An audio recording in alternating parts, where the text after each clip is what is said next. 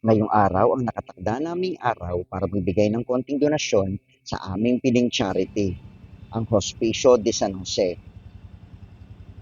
Kaya namili na kami ng mga dilata, ilang noodles at pagkain at sinamahan pa namin ang adult at baby diapers.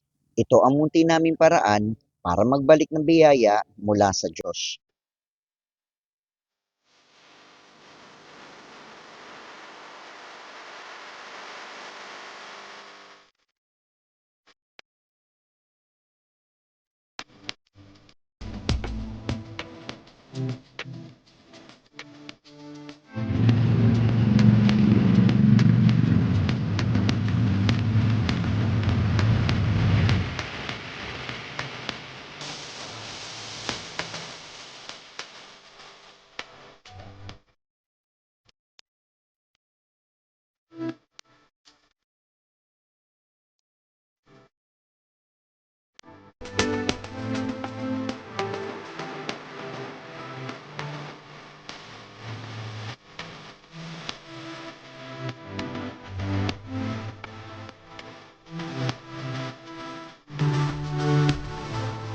At ito nga, dumating na kami sa ospiso at ready nang ibigay ang aming mga pinamili.